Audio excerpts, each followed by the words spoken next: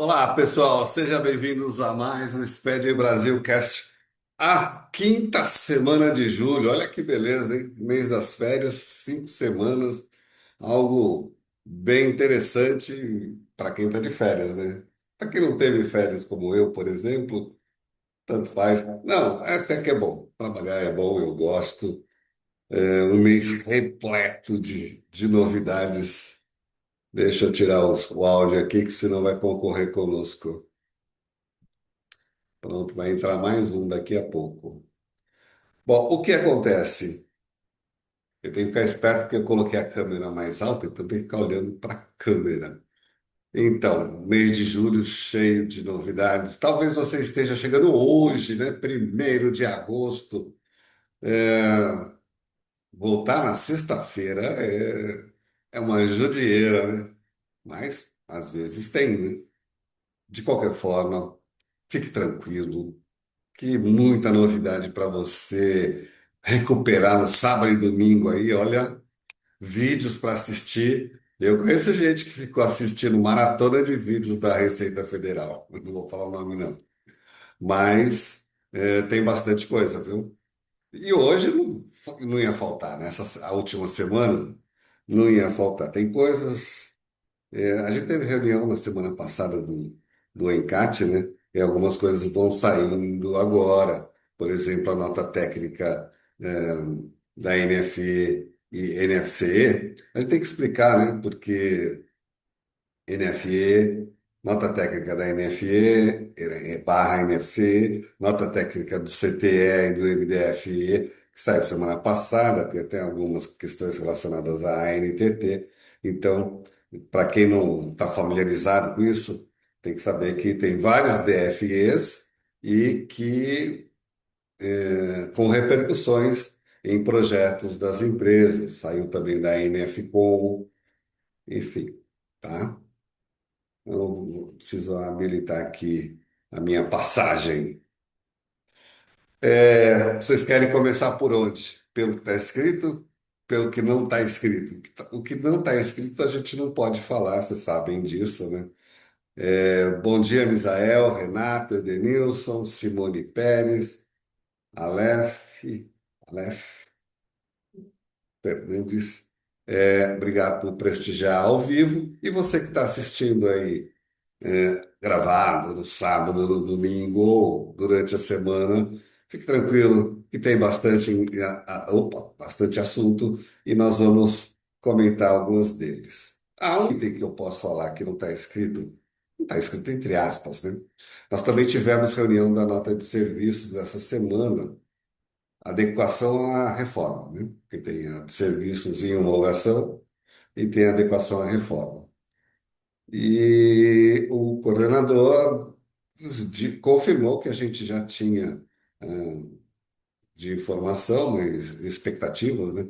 Que é a obrigatoriedade da NBS. A NBS será obrigatório. Ah, mas não tem um código de serviço, ele até falou, né? Não tem um código de serviço, um código da NBS que trate um código, um serviço específico. Aí vai ter adequações, sabe? O genericão, alguma coisa eles estão preparando para poder tratar essa situação, tá bom? Mas se você nunca olhou a tabela de NBS, dê uma olhadinha, dê uma olhadinha. Se você, assim, o que que acontece? Para quem quer. A oportunidade, gente, é para quem quer se especializar também, né? Então tem gente nova entrando. Olha só, NBS surgiu lá atrás, há muito tempo, eu nem lembro mais de datas, trazendo um modelo do Mercosul.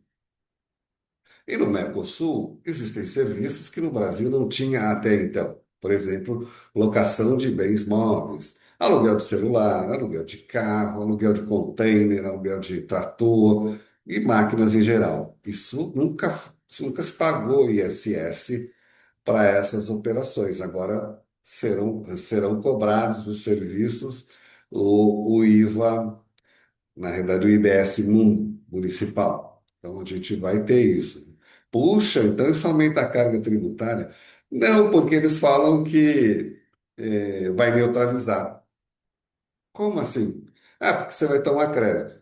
Então, vamos pegar um exemplo. Você vai alugar uma máquina, digamos que você alugue uma máquina para trabalhar, essa máquina seja alugada por R$ 1.000. Vai ter lá o ISS, não sei se é a alíquota de 2 ou a alíquota de 5. E quando você alugou, você vai tomar crédito. Então, você está pagando o imposto que está ali e você vai tomar esse crédito aí da, do IBS. Então, está neutralizando. Você paga, mas está no crédito. Maravilha. Zerou. É essa a história. Quando você compra e revende, é outra história, né? Porque, de repente, você vai agregar um fio a mais nessa história. Mas vamos aguardar. Então, de qualquer forma, NBS, eu sugiro aí um estudo é, dedicado, porque, por exemplo, São Paulo, Rio de Janeiro, eles pegaram a tabela da Lei Complementar 116 e fizeram um deparo para o código deles. Nossa, é uma canseira, gente. Então, inclusive na nota de serviço, o outro projeto, não esse de adequação, estava dando um rolo danado, né? Porque na hora de converter, o sistema dava looping. Acho que já resolveram. Mas existe essa problemática nessa sistemática, tá bom? Deixa eu ver se tem aqui. Tem uma lista aqui também. A gente. Bom, não tem muita coisa aqui. Ah, sim, aqui o QR Code 3.0 também será obrigatório a partir de janeiro de 2026. Você já trabalhou esse QR Code? Então fiquem ligados a isso, porque vai ter que trabalhar nesse cenário, tá? Bom, vamos à nossa pauta dessa semana, né? Porque o tempo urge. O que que nós colocamos aqui? Então, inclusive vai sair daqui a pouco na News. Ah, vocês gostaram da News da semana passada? Não teve muita informação, notícia, né? Então eu fiz uma breve explanação sobre o motivo de se criar novos documentos fiscais para amparar a base ampla e a não cumulatividade plena. Fala-se, não vou falar de fala-se não, porque deixa quieto. Então, vocês viram que existe, então, a realidade dos novos documentos por conta da legislação. Minha opinião, o fisco continua pensando como ICMS, com cabeça de ICMS, né? Porque não dá para pensar numa outra coisa, por exemplo, a DERE. Preciso da DERE? Ah, mas eu tenho que trazer os dados. Ok, ok. Vai criar uma declaração, um documento fiscal novo, o atual não serve. Eu entendo isso de gás e de água, não tem os dados completos. Mas precisa dos dados completos? Por que que precisa? Enfim, a gente tem que fazer provocações. Como ninguém fez provocações, o fisco falou: vou surfar no que eu já conheço, porque o tempo é curto. Mas se nós tivéssemos tempo para um projeto adequado de implementação, considerando que a informação será apurada pelo fisco, considerando que a informação que o fisco precisa são essas, de repente eu não precisaria de um documento fiscal novo. São elucubrações, tá, gente? Até para poder sair um pouco desse ranço, agora vamos fazer uma reforma, mas para ter a reforma eu preciso sempre ter uma obrigação acessória complementar, tipo a DERE, a DIMP continua, sabe? É esquisito. Bom, o item novo aqui, hoje, que eu publiquei, foi o Cadastro Imobiliário Brasileiro, o CIB. O CIB, gente, ele não é novo, não. Ele é lá de 2021, né? Foi implementado por conta de um trabalho forte do governo federal para trabalhar, para mapear todos os imóveis, tanto o rural quanto o CAFIR, e só que patina, né? Ele foi implementado e tal. O Sinter, aquela plataforma gigante, a chave do imóvel, né? toda aquela história a gente publicou aqui, comentamos aqui lá nos idos de 2021, porque esse tem 21, foi? 2022? Algo assim. Ah, mas a gente comentou aqui também já.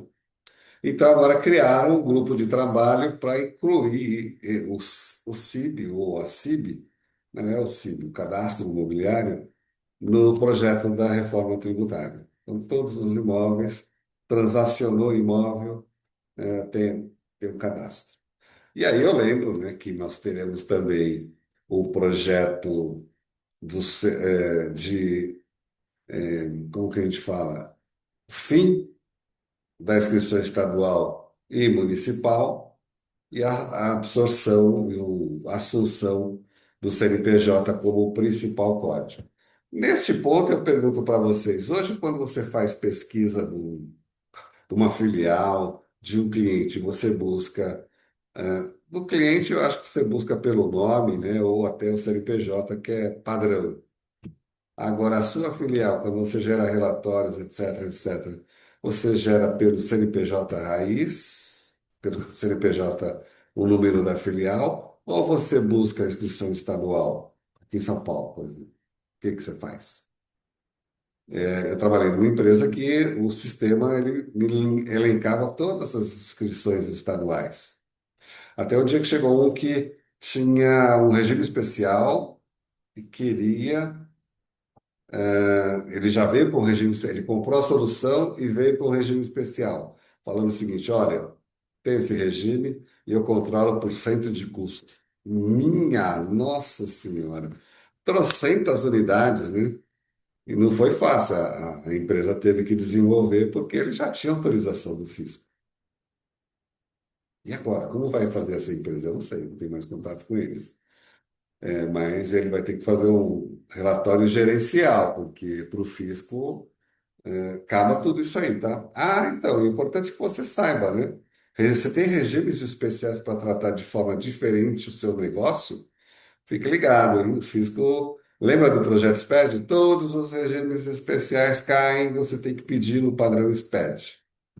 A reforma tributária acaba com essas, que eles chamam de idiosincrasias, para benefício do contribuinte, e você agora vai ter que trabalhar em paralelo. Então, se você tem customizações para tratar as unidades, as SPS de forma diferente, gerenciais, porque no ambiente do fisco você vai ter que ter o controle por CNPJ, tá bom? Ah, mas o meu consórcio é a velha história. Meu consórcio não tem CNPJ. Teve já um trabalho de unificação disso e acabar com essa ladainha. Mas vai que sobraram, providencie o seu CNPJ, porque não tem mais isso, tá? Ah, juntando a esse projeto, nós temos também a inscrição estadual. Lembram disso? A inscrição estadual não, a inscrição do CNPJ Alfa, estou atrapalhado aqui. Então, lembre que vai ter o CNPJ Alfa para ser tratado. Julho de 2026. Como será isso? Não, em paralelo, como a placa Mercosul, os novos serão incorporados. Ok, os novos já incorporam o CNPJ raiz. Aí eu tenho uma empresa que não precisou porque não abriu filial. Eu vou vender para aquele cara, tem que ter no meu cadastro. Eu vou comprar daquele cara, novo, ponto. Aí eles falam os negócios, né? Eles sabem a vida como ela é. Então, você tem que estar pronto também, tá? Se você jogou lá para frente, porque não tem como. Se a sua empresa pretende fazer expansões, vai ter CNPJ misto, né? Novo e velho ao mesmo tempo. É muita mudança, né? E além disso, bom, fora de três cenários, né? Deixa eu voltar aqui na minha apresentação. Tem aqui uma colinha, né? Que todo mundo faz cola, por que que eu não posso, né? Então, CNPJ alfanumérico, o cadastro dos CIBs e a unificação. Inclusive, esse cadastro da reforma tributária como um todo, que engloba todos esses projetos, eles estão apensados na proposta do BID, na solicitação ao BID do Profisco 3. Então, o Profisco 3 está lá escrito o seguinte: olha, cadastros é prerrogativa da reforma tributária, tem três itens lá. Tem do REIT, a ADL também está lá. Ah, e a plataforma de Depara, não falei para vocês da plataforma de Depara? Assim, fui lá no e-commerce da empresa, coloquei os dados do meu cartão, opa, o cartão validou, e agora? O Marketplace manda a informação para o seller, se não for ele mesmo, né? Se for fulfillment, é ele mesmo. Mas se não for ele mesmo, ele manda a informação para o seller, olha, vendemos aquele produto que você queria tanto, oh, maravilha, emite a nota aí. Emitiu a nota. Não tem informação do pagamento. Como é que eu junto essas duas coisas? Teremos uma plataforma, está lá no Profisco 3. Se vai sair é outra história. Mas deve sair, porque no Profisco 3 é coisa séria. Aí essa plataforma vai ter que informar o ID de pagamento daquela operação de venda. Quem vai informar? Adivinha? Quem? Você.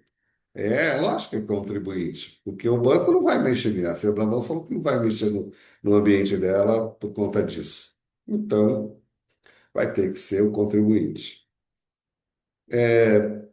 Outro assunto, esse é assunto dos paralelos, eu fiz uma lambança aqui, tá?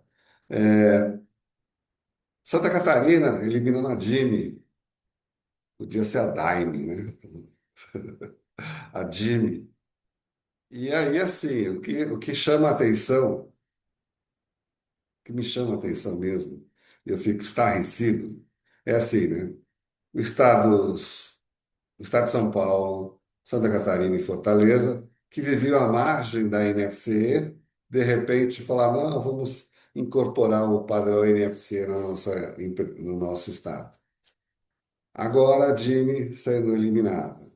O Minas levou uma cara para eliminar a DAP. São Paulo, idem para GIA.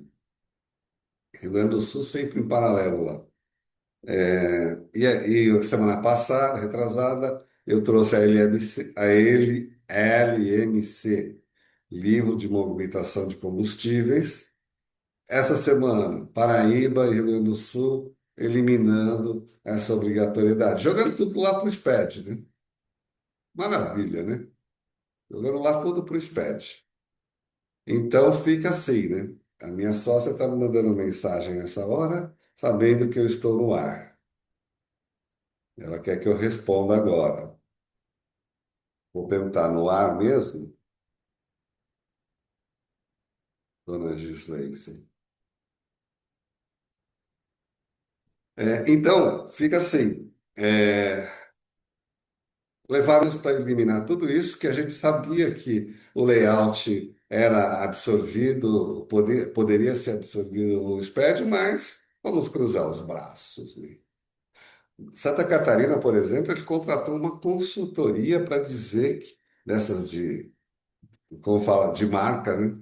De branding, para dizer que a NFC apresentava riscos, né? Porque eles tiveram lá o problema da tecla F7, que numa outra oportunidade eu falo para vocês, mas então ficou contra tudo que estava sendo proposto em termos de NFC, tá bom? Então fica tranquilo que agora vai entrar tudo no SPED. Aí a pergunta que você vai fazer é justamente aquela, né? Ué, mas o SPED não vai acabar?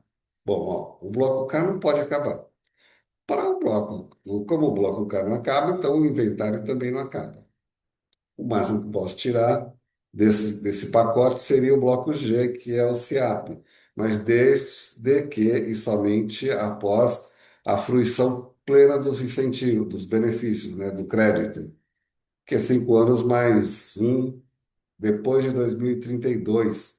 Então estamos falando de 2037. Aí fica difícil, né? Então fica complicado.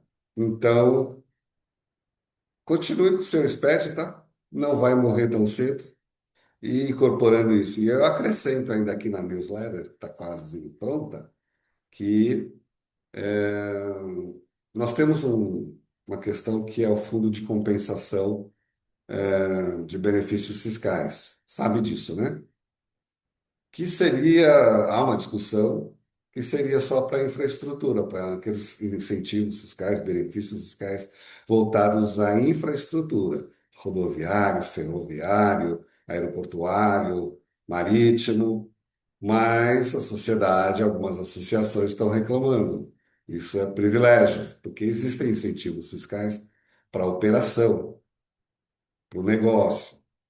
E aí eles querem incluir esse assunto. Aí vai aumentar mais esse fundo, né? E o pré-req para isso é escriturar os dados que vão subsidiar o ofício solicitando esse fundo, e o ofício deve ser enviado até 31 de 12 de 2028. Então, você vai mandar o ofício antes de ser prejudicado. Quanto tempo vai levar? A gente não sabe. O Estado tem que dar o ok, e a Receita Federal valizar e aprovar aquela sua solicitação. Então, você tem que olhar para a sua operação, digamos que você tenha lá o PRODEP, ou para a indústria. Olha, não vou ter mais o frete, não vou ter mais a devolução do frete, ou vou ter mais 10, menos 10%. Esses menos 10% afeta quanto na sua operação? Encarece o seu produto enquanto, né? É essa análise que você precisa fazer. Qual é o impacto de perder 10, de perder 20, de perder 30, de perder 40 do incentivo fiscal para que o governo o compense com essa diferença? A conta é difícil, hein? Não é fácil, não. Tá bom? Então, essa é a questão. A gente estava falando da DIB, já subiu, né? Que da DIME foi para o SPED fiscal e o SPED fiscal, a sustentação, a manutenção do SPED fiscal, porque ele vai embasar essas questões, né? Porque ele tem o histórico. Então, tendo o histórico, precisa tratar em cima do SPED fiscal. A não ser, lógico, deixa eu salvar. O cara falou e o fisco pode também inventar outras histórias, né? Foi criado, por exemplo, outro item que está lá no Profisco 3, a plataforma de benefícios fiscais estaduais. Olha que lindo! Falando do tema, e aí eu lembrei que tem lá no Profisco 3 um pedido de financiamento para desenvolvimento da plataforma de incentivos fiscais. Mas quem pediu? Não foi o Comitê Gestor, a Receita Federal, que é ela que vai validar. Ela que vai autorizar e fazer o repasse, tá bom? Ou seja, precisa ter um fiscal especialista em regimes especiais, regime especial não, benefícios fiscais estaduais. Tem sim, eles dominam o assunto. Fizeram o tax gap, inclusive. Sabe o que é tax gap? Eu falo outro dia. E aí, outra questão importante sobre esse processo da reforma tributária, né? Saiu uma matéria aí dizendo que 38% das empresas não fizeram nada. Minha Nossa Senhora, que gestão é essa? Eu fico besta, né? A gente conhece alguns gestores, e eu conversei com alguns. A gente tem um comitê tributário, onde a gente conversa sobre esses temas, procura trabalhar, orientar, né? Olha, precisa fazer isso, precisa fazer aquilo, mapeamento, alíquota efetiva. Aí ele perguntou assim: então você faz aí um coach para os profissionais? Não, não é bem coach, né? Para a empresa, não é para o profissional. Coach para os profissionais lá se melhorar é o Marcelo Brasil, a gente sabe disso, Tax School. É para a empresa. Tanto quem compra é a empresa, não é o profissional. Aí ele falou assim: mas se não fizer isso, tem multa? Existem previsões de multa por atraso, por informação inexata. Não, eu pago a multa. Fala desse jeito, gente. Sabe por quê? Porque ele vai ficar 3 anos ali naquele posto, dois, às vezes três, né? E ele pica o burro e a multa fica ali, a empresa fica defendendo, porque demora. É assim que funciona, tá? Se você tinha romanceado algo diferente do mundo corporativo, lamento.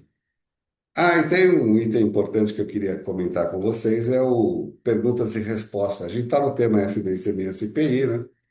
E aí veio lá aquela pergunta famosa: quando houver CBS, IBS ou IS incidentes na operação, aí a pergunta é meio capciosa, né? Incidentes ou destacados é diferente, né? Mas ele fala: incidentes na operação, o valor destes tributos deverá ser escriturado na FT-ICMS-PI? Aí a resposta: os novos tributos, CBS, IBS e IS, devem ser considerados na escrituração do valor total do documento fiscal. Por exemplo, campo 12, valor DOC do registro C100. No entanto, e aí é que vem a cereja do bolo, não devem ser incluídos são dos registros analíticos os valores com CBS, CBS e IS. Incidentes na operação. Por exemplo, campo 5, o valor da operação do registro C190. Esta orientação se aplica a todos os modelos de documentos fiscais. Beleza? Sarando de uma gripe. Foi mal essa semana, viu, gente? Bom, então, tá aqui a resposta que todo mundo. Então, lá, vamos lá. Os novos tributos, CBS, BSS, devem ser considerados na escrituração do valor total do documento. Por exemplo, o campo 12, o VL-DOC do registro C100. Mas não vai no item, no detalhe, no 690. O 670, a gente nem escritura mais mesmo. Tá bom? E é interessante, né? Você vai pôr lá no C100, mas não vai pôr no 690.